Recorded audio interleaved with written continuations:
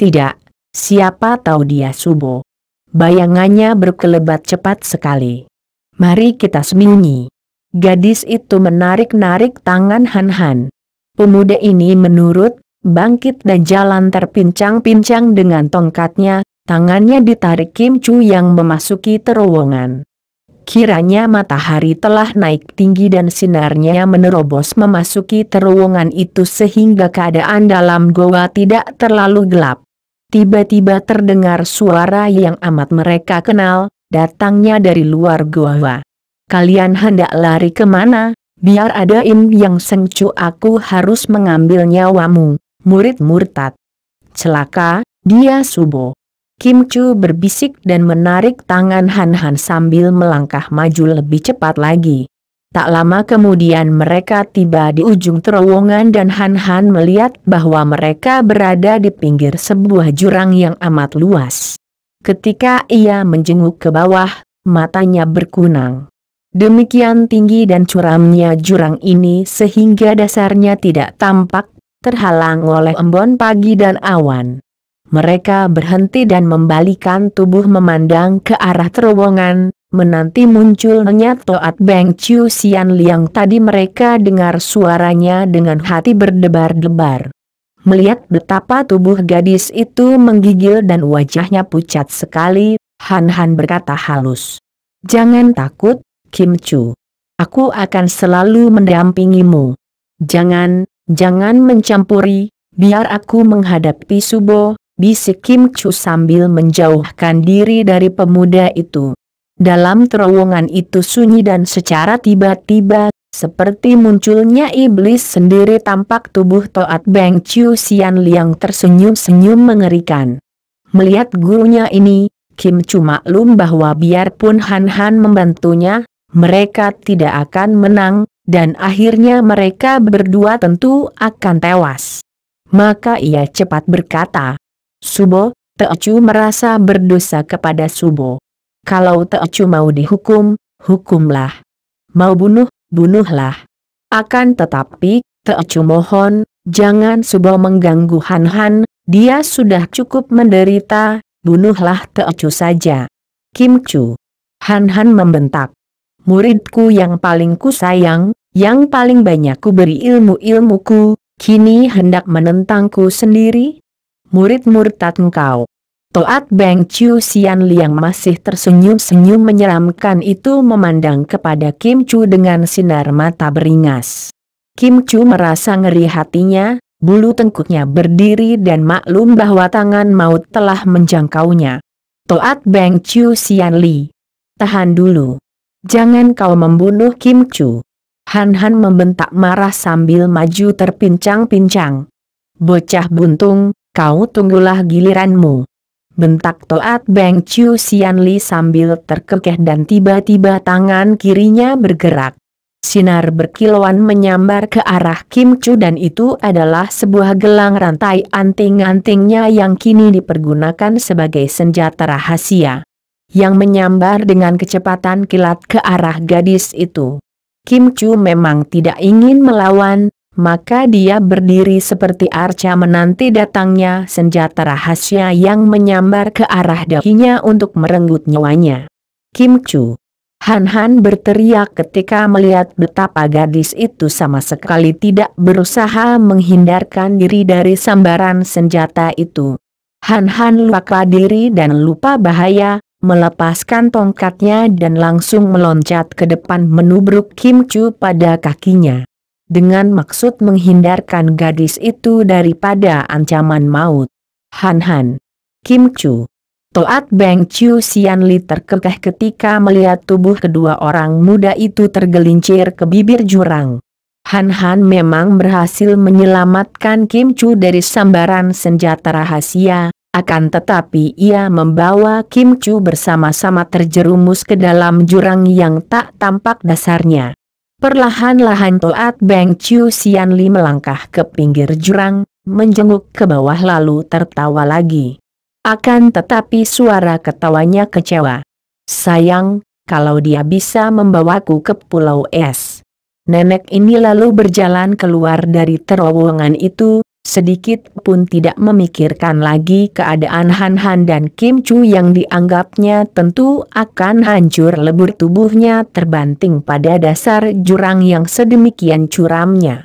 Biarpun Toat Beng Chiu Sian Li seorang nenek yang amat lihai dan pengalaman hidupnya sudah 100 tahun, namun ia sungguh lancang kalau berani menentukan mati hidup manusia. Hidup dan matinya manusia berada sepenuhnya di tangan Tuhan. Kalau Tuhan menentukan seseorang harus hidup, biar dia dihujani selaksa batang anak panah, ada saja sebabnya yang membuat ia lolos dari bahaya maut. Sebaliknya kalau Tuhan menghendaki seseorang harus mati, biar dia bersembunyi di lubang semut, tetap saja maut akan datang menjemput tanpa dapat dihindarkan lagi. Kim Chu sudah hampir pingsan ketika tubuhnya meluncur ke bawah. Tenaga luncuran itu sedemikian kuatnya sehingga tidak mungkin mempergunakan ginkeng dan kepalanya menjadi pening, napasnya seperti terhenti. Masih dapat dilihatnya bayangan tubuh Han Han berkelebat mendahuluinya karena tubuh Han Han yang lebih berat itu lebih cepat lagi tenaga luncurannya. Apalagi Han Han terdorong oleh tenaga loncatannya ketika menolongnya tadi. Teringat akan Han Han, Kim Chu menjadi sadar kembali dan ia menjerit panjang. Han Han. Seakan-akan tidak akan ada akhirnya tubuhnya meluncur ke bawah. Dan Kim Chu yang sudah setengah pingsan itu terheran apakah dia tidak sudah mati dan kini yang melayang-layang turun itu adalah nyawanya. Terbayang dalam otaknya akan dongeng yang pernah didengarnya bahwa sorga letaknya di atas, sedangkan neraka di bawah. Kalau begitu, apakah nyawanya sedang melayang menuju ke neraka? Ia merasa ngeri, akan tetapi ia teringat akan Han Han. Kalau di neraka ia akan bertemu dan berkumpul dengan Han Han, biarlah ia menuju ke neraka. Biur. Kim Chu merasa seolah-olah tubuhnya remuk dan ia tidak ingat apa-apa lagi. 3 hari 3 malam kemudian, pada pagi harinya, Kim Chu membuka mata. Tubuhnya masih terasa nyeri semua, akan tetapi ia dapat menggerakkan kaki tangannya dan membuka matanya. Omi Tohut, Nona sudah sadar? Omi Tohut, syukurlah, terdengar suara halus. Kim Chu menoleh ke kiri dan melihat seorang Niko yang kepalanya gundul kelimis. Sikapnya halus, mukanya menyinarkan kebahagiaan batin, tersenyum memandangnya. Niko ini usianya tidak akan kurang dari 60 tahun, namun wajahnya halus dan merah penuh kesehatan dan ada sesuatu dalam gerak-gerik Niko ini yang membuat ia tampak seperti seorang dewi. Sian Kou, seorang dewi penjaga hukuman di neraka? Tanya Kim Chu yang masih menduga bahwa dia kini telah berada dalam neraka. Sungguh pun ia heran mengapa neraka begini bersih dan enak, dalam sebuah kamar yang bersih dan diarbah di atas dipan yang bertilam putih bersih pula. Omi Tohut. Memang dunia ini neraka bagi yang belum sadar, anakku, akan tetapi sorga bagi yang telah sadar. Engkau masih hidup, Nona. Tian belum menghendaki engkau mati. Serentak Kim Chu bangkit duduk dan tidak memperhatikan tubuhnya yang nyeri semua rasanya. Aku masih hidup. Han Han, di mana dia? Han Han. Ia menjerit, memanggil nama itu. Niko itu bangkit berdiri mendekatinya dan menaruhkan tangannya yang halus di pundak Kim Chu. Tenangkan hatimu, Nona. Engkau belum sembuh benar, tidak baik banyak bergerak. Berbaringlah kembali. Suara itu halus sekali, namun mengandung wibawa yang tak mungkin dapat dibantah sehingga Kim Chu merebahkan tubuhnya lagi di atas depan. Akan tetapi, tolonglah beritahu, Subo. Di mana Han Han? Han Han siapakah yang Nona maksudkan? Han Han, temanku. Kami berdua jatuh dari atas, dan kalau aku masih hidup dia tentu hidup pula. Ah, di mana dia? Niko itu menggeleng-geleng kepalanya. Sukar dipercaya ada orang yang jatuh dari atas tebing gunung itu masih dapat hidup seperti engkau, Nona. Engkau telah berada di sini 3 hari 3 malam, pingsan. Dan Pini, aku tidak pernah mendengar tentang temanmu yang bernama Han-Han itu. 3 hari 3 malam? Dan Han-Han tidak ada? Ah, mana mungkin? Subo, tolong ceritakan, apakah yang sesungguhnya telah terjadi? Nona, sebaiknya kau ceritakan dulu kepada Pini bagaimana engkau tiba-tiba saja jatuh dari atas, seperti dari langit saja. Kalau dia masih hidup, lebih baik dia tidak bercerita tentang dirinya. Karena kalau hati ini terdengar oleh Toat Beng Chiu Sian Li, tentu nenek itu akan mencarinya, demikian pikirnya. Aku dan temanku ikut berjalan di atas tebing, dan aku tergelincir. Dia berusaha menolongku dan kami terjerumus ke bawah. Aku tidak ingat apa-apa lagi. Subo, ceritakanlah bagaimana aku dapat berada di sini. Dengan sabar Niko itu mengambil sebuah mangkok dari atas meja. Kau minumlah obat ini dulu, Nona. Minumlah. Karena maklum bahwa ia ditolong oleh Niko ini, maka tanpa membantah Kim Chu minum obat yang pahit rasanya itu sampai habis. Kemudian ia rebah kembali, siap mendengarkan cerita Niko tua yang ramah dan amat halus tutur sapanya itu. Menurut nalar orang yang jatuh dari tempat setinggi itu tentu mati. Akan tetapi agaknya Tian menghendaki lain. Engkau jatuh ke dalam sungai Hekho yang mengalir tepat di bawah tebing itu menuju ke timur, masuk ke saluran besar. Sungai itu di bagian bawah tebing amat deras alirannya, dan banyak mengandung batu-batu karang menonjol di permukaan dan di bawah permukaan air. Akan tetapi, Omitohut, engkau agaknya jatuh di bagian yang dalam sehingga tidak terluka. Dan lebih kebetulan sekali seperti telah diatur oleh tangan Tian sendiri ketika tubuhmu yang pingsan itu timbul ke permukaan air, dari jauh kelihatan oleh perahu nelayan yang sedang mencari ikan. Engkau mereka tolong dan melihat engkau seorang wanita, mereka lalu membawamu ke sini. Pini adalah ketua dari Kuan Im Bio di sini bersama 7 orang Niko lain. Dan karena Pini sedikit-sedikit mengerti ilmu pengobatan, maka Pini cepat mengobatimu. Syukurlah, atas kemurahan Tian, engkau selamat. Akan tetapi temanku itu bagaimana dia? Di mana dia? Tentu telah ditolong pula oleh para nelayan. Akan tetapi tak seorang pun melihatnya dan seperti ku katakan tadi, tempat itu banyak mengandung batu karang. Kalau jatuhnya menimpa batu karang, atau seperti engkau pingsan lalu hanyut oleh air yang sedemikian derasnya, agaknya tidak ada harapan lagi baginya. Tidak. Tidak Aak. Kim Chu menjerit dan bangkit duduk, matanya terbelalak memandang ke kanan kiri. Tidak boleh dia mati, aku masih hidup. Niko tua yang mulia, aku harus mencari dia. Dari pintu kamar yang terbuka itu muncul 7 orang Niko, yang 5 sudah berusia 50-an tahun, yang 2 masih muda, kurang lebih 30 tahun. Sikap mereka juga halus-halus dan wajah mereka membayangkan ketenangan. Melihat Kim Chu hendak turun, para Niko yang tadi mendengar jeritan gadis itu mendekati Dipan dan hendak mencegahnya, mengira bahwa gadis ini menjadi bingung karena kecelakaan hebat itu. Niko tua mengangkat tangan mencegah mereka, lalu memegang tangan Kim Chu dan berkata, "Engkau hendak mencari temanmu itu, Nona? Baiklah, boleh saja dan mari Pini menemanimu ke tepi sungai." Kim Chu berjalan dengan tubuh menggigil dan masih lemah sekali. Akan tetapi Niko tua yang baik hati itu menggandengnya dan pergilah mereka berdua keluar dari kelenteng kecil itu. Diikuti pandang mata 7 orang Niko yang menggerakkan pundak masing-masing, hati mereka penuh iba terhadap Kim Chu. Dengan hati yang tidak karuan rasanya Kim Chu bersama Niko tua itu menuju ke pinggir sungai.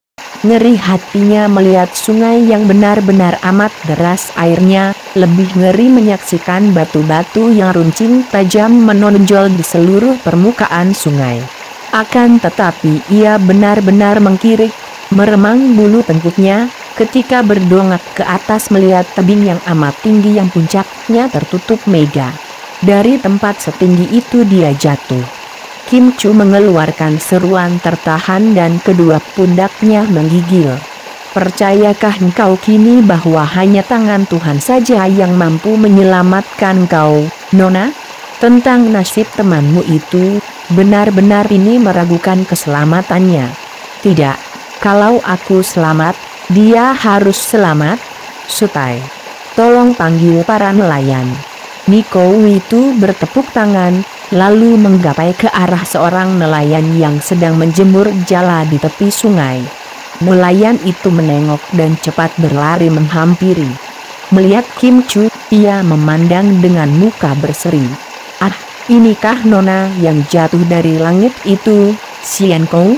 Sungguh beruntung, dia dapat tertolong dan kembali terbukti kelihayan Xian Kou mengobati orang. Ia membungkuk-bungkuk, sikapnya kasar sederhana. Kim Chu berkata, "Lepek, aku berterima kasih sekali kepada para nelayan yang telah menolongku. Sekarang aku mohon kepada kalian untuk mencari temanku." "Temanmu, Nona? Temanmu yang mana?" Kim Chu menahan mulutnya yang hendak menyebut nama Han Han ketika teringat bahwa nama itu takkan ada artinya bagi si nelayan. "Temanku, seorang pemuda yang ikut pula terjerumus dari tebing atas bersamaku." "Heh." Nelayan itu terkejut. "Masih ada lagi yang jatuh dari langit? Aliuk, harap kau panggil berkumpul para nelayan ke sini." "Baik, Xian Kou." Nelayan itu lalu berlari menuju ke dusun di mana tinggal para nelayan, tidak jauh dari kuil Kuan Im Bio yang terletak di ujung dusun. Tak lama kemudian di situ telah berkumpul 20 orang lebih nelayan-nelayan yang sederhana. Mereka semua, seperti Aliuk, merasa girang melihat Kim Chu selamat dan merasa kagum akan kepandaian Niko yang mengobati Kim Chu. "Paman sekalian, selain bersyukur dan amat berterima kasih kepada paman sekalian, saya minta tolong sukalah paman menceritakan teman saya yang pada hari dan saat itu jatuh pula dari atas." "Kami tidak melihat ada orang lain." Terdengar suara mereka riuh rendah bicara sendiri dan saling bertanya sendiri. "Mungkin paman semua tidak ada yang melihatnya. Akan tetapi karena aku selamat, kiranya dia pun selamat. Harap paman suka menggunakan perahu dan mencari di sekeliling pantai dan di seberang kalau ia terdampar dan mendarat di suatu tempat dalam keadaan terluka. Kalian penuhi permintaannya. Kasihan temannya itu kalau memang benar dia selamat." "Baik, Xian Kou," jawab mereka serempak. "Tunggu dulu, paman-paman yang baik." Kim Chu berkata ketika melihat mereka hendak pergi melaksanakan permintaannya. Ia meloloskan 8 buah gelang emas, satu-satunya perhiasan yang berada di tubuhnya, dan menyerahkan gelang-gelang emas itu kepada mereka. "Aku hanya mempunyai gelang-gelang ini, harap paman sekalian membaginya sebagai hadiah dariku atas pertolongan kalian mencarikan temanku." Akan tetapi tidak ada seorang pun di antara mereka yang menerima pemberian ini.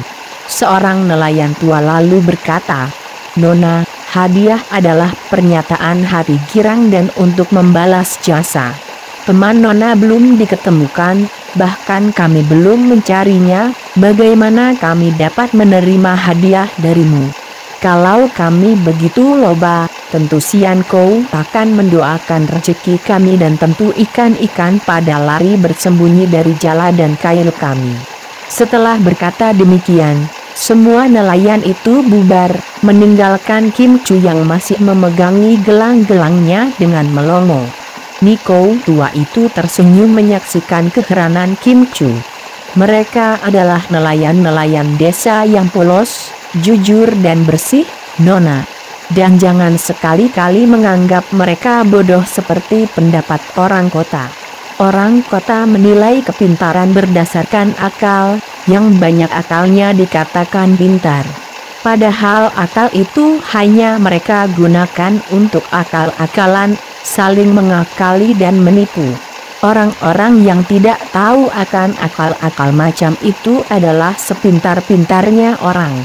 Selama seminggu lebih, setiap hari para nelayan mencari jejak atau tanda-tanda Han Han, namun mereka selalu kembali dengan tangan hampa, membuat hati Kim Chu yang menanti terus di tepi sungai menjadi makin hampa.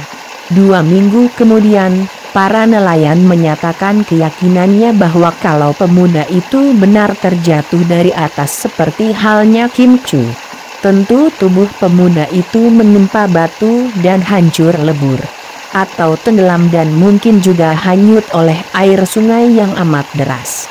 Mereka tidak mencari lagi. Kim Chu tidak mau kembali ke kuil. Selama menanti para nelayan yang mencari-cari, dia selalu ditemani oleh Nikou tua atau kadang-kadang ditemani seorang di antara para Nikou secara bergilir. Makan dan minum pun hampir dipaksa oleh para Nikou, baru Kim Chu mau makan dan minum. Akan tetapi ia tidak pernah kembali ke kuil, tidur pun di tepi sungai. Ketika para nelayan menghentikan pencariannya, Kim Chu seperti gila. Tidak lagi ia mau makan atau minum, tidak tidur, hanya berdiri atau duduk di tepi sungai. Wajahnya makin kurus dan pucat, rambutnya kusut dan matanya sipit dan bengkak karena terlalu banyak menangis sehingga air matanya kering. Beberapa hari kemudian, para Nikou terpaksa menggotong tubuhnya yang menggeletak pingsan di tepi sungai, dibawa kembali ke kuil. Kembali Nikou tua itu yang sibuk mencekukkan obat ke mulutnya sampai ia siuman kembali dan dipaksa makan bubur atau obat. "Mengapa engkau menyiksa hatimu sampai sedemikian rupa, Nona? Dicari lagi pun percuma, agaknya temanmu itu sudah tewas. Kalau dia mati, aku pun akan mati," kata Kim Chu dan ia menangis sesenggukan. "Sutai, biarkan aku mati." Ia terisak-isak. "Engkau keliru, Nona. Andai kata temanmu itu mati, matinya adalah karena kehendak Tuhan.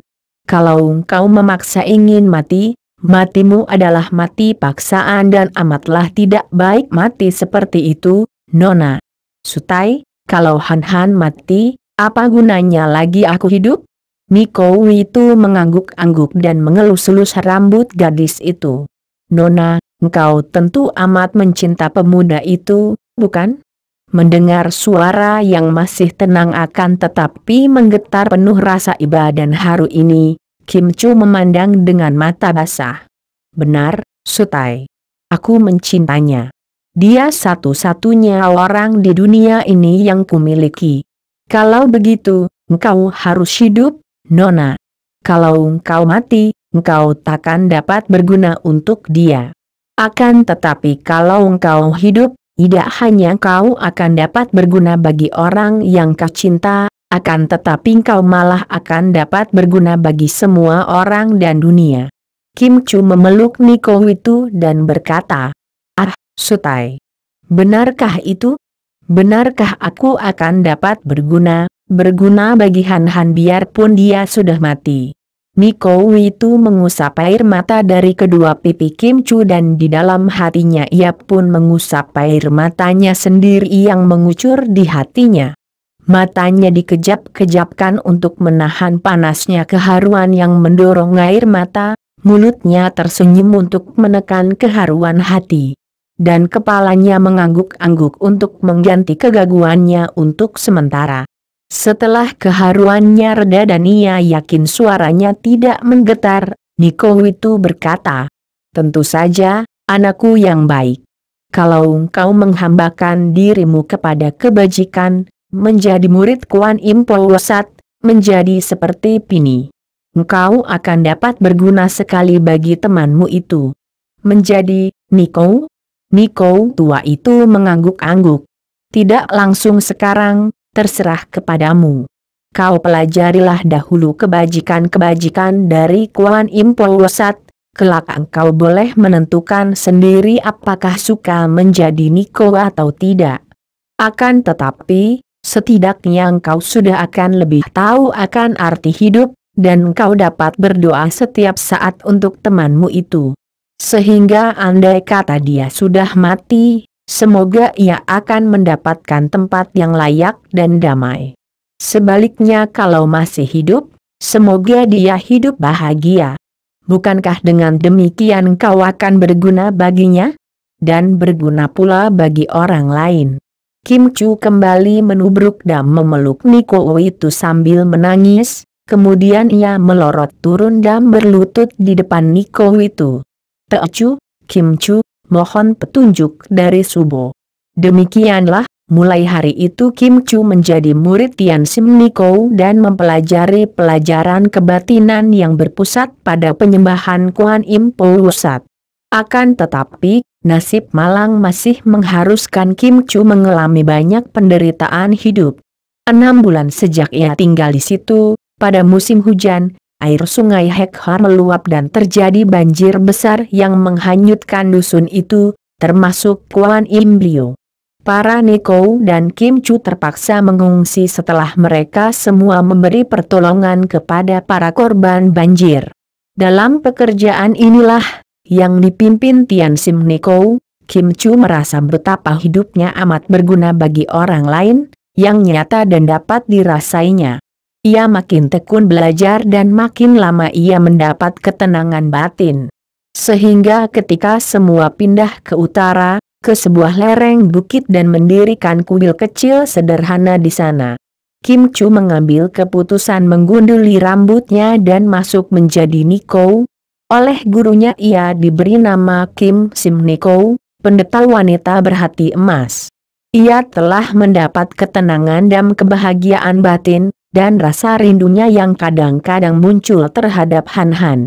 Ia tekan dengan doa-doa bagi keselamatan pemuda itu, baik di dunia maupun di akhirat. Kita tinggalkan dulu Kim Chu yang sudah mengambil keputusan menjadi Niko. Kita tengok bagaimana keadaan Lulu setelah pertempuran di dalam gua. Di dalam sebuah gubuk di kaki Gunung Luliangsan, Lulu sadar dari pingsannya dan mendapatkan dirinya sedang dirawat oleh kakek pengemis yang mengobati luka-lukanya. Melihat gadis itu bergerak, kakek itu berkata perlahan, "Jangan bergerak dulu, Nona. Luka-lukamu bekas bacokan senjata tajam tidak berbahaya, akan tetapi pukulan di punggung membuat tulangmu ada yang retak. Kau rebahlah saja dan jangan banyak bergerak." Lulu tersenyum, hatinya girang bahwa dia belum mati. Dia mengenal kakek gembel ini yang telah menyelamatkan nyawanya ketika Golok Watok Wiliok Buteng si mata satu menyambar lehernya, yaitu kakek yang telah menangkis golok itu dengan tongkatnya. "Lo Ciampua, aku berhutang 1 nyawa kepadamu." Kakek itu memandangnya dan tersenyum melihat gadis yang berpakaian pria itu tersenyum, kaget dan kagumlah dia. "Wah, engkau memiliki daya tahan yang hebat. Hal ini membuktikan bahwa engkau telah mempelajari Sin Kang yang luar biasa. Jangan pura-pura tidak mendengar omonganku dan mengeluarkan puji-pujian kosong, Lo Ciampua. Aku telah hutang 1 nyawa kepadamu karena aku tentu telah mati kalau Lo Ciampua tidak datang menolong." Kakek itu menyelesaikan pekerjaannya membalut luka-luka di tubuh Lulu, kemudian berkata sungguh-sungguh, "Nona, saling bantu di antara kita segolongan adalah wajar. Bahkan saling menolong di antara manusia sudah semestinya, sama sekali tidak dapat dikatakan hutang berhutang. Apalagi kalau kita bersama menghadapi orang-orang Manchu yang amat jahatnya. Bukan semata-mata orangnya yang jahat, karena orang Manchu pun manusia seperti kita. Yang jahat adalah pimpinan mereka yang mengatur penjajahan dan menimbulkan perang. Perang adalah jahat dan kejam, membuat manusia-manusia seperti kita menjadi binatang-binatang buas. Aku sungguh amat membenci perang, akan tetapi lebih membenci orang-orang Manchu yang menimbulkan perang. Hati Lulu tertarik sekali. Ucapan kakek ini benar-benar memiliki arti yang dalam, apalagi terdengar oleh telinga seorang gadis Manchu. Lo Ciampua, apakah engkau demikian membenci orang Manchu? Engkau sendiri mengatakan tadi bahwa orang Manchu juga manusia seperti kita, mengapa Lo Ciampua amat membenci mereka? Mengapa tidak? Karena merekalah maka orang-orang seperti aku menjadi binatang-binatang buas yang membunuh manusia lain tanpa berkedip. Dahulu, sebelum ada perang, manusia mengenal pri kemanusiaan dan aku akan merasa bangga kalau dapat menyelamatkan nyawa seorang manusia lain daripada ancaman bahaya maut. Dahulu, nyawa manusia amat dihargai sehingga sebuah pembunuhan akan menggegetkan dan pembunuhnya akan dikutuk manusia lain. Akan tetapi sekarang, dalam keadaan perang, manusia menjadi makhluk sejahat-jahatnya. Betapa banyaknya nyawa manusia melayang oleh perbuatanku, dan kedua tanganku yang berlumuran darah ini telah membunuh entah berapa banyak manusia lain. Lulu makin tertarik. Kakek itu mengucapkan kata-kata penuh semangat dan kesungguhan, dan wajah yang keriputan itu tampak berduka sekali. Akan tetapi yang Lo Ciampua lakukan adalah demi perjuangan. Lo Ciampua berjuang demi negara dan bangsa, dan Lo Ciampua membunuh musuh bangsa. Bukankah hal itu merupakan perbuatan mulia? Tiba-tiba kakek itu tertawa dan suara ketawanya membuat bulu tengkuk Lulu berdiri. Kelihatannya saja tertawa, akan tetapi nadanya seperti orang menangis. Hahaha, inilah yang menyedihkan. Manusia menganggap penyembelihan sesama manusia ini sebagai perbuatan mulia, makin banyak menyembelih manusia, makin banyak merenggut nyawa sesama manusia, akan gagah perkasa. Makin mulia dan disebut pahlawan. Memang perjuangan membela nusa bangsa, membela tanah air adalah sebuah tugas yang mulia. Akan tetapi penyembelihan sesama manusia, sungguh pun berlainan bangsa, yang dianggap mulia oleh manusia itu, apakah juga mulia dalam pandangan Tian? Apakah Tian akan bersenang hati menyaksikan manusia ciptaannya saling bunuh hanya karena memperebutkan kebenaran palsu, yang pada hakikatnya adalah memperebutkan kemenangan dan kemuliaan duniawi? Tidak, Nona.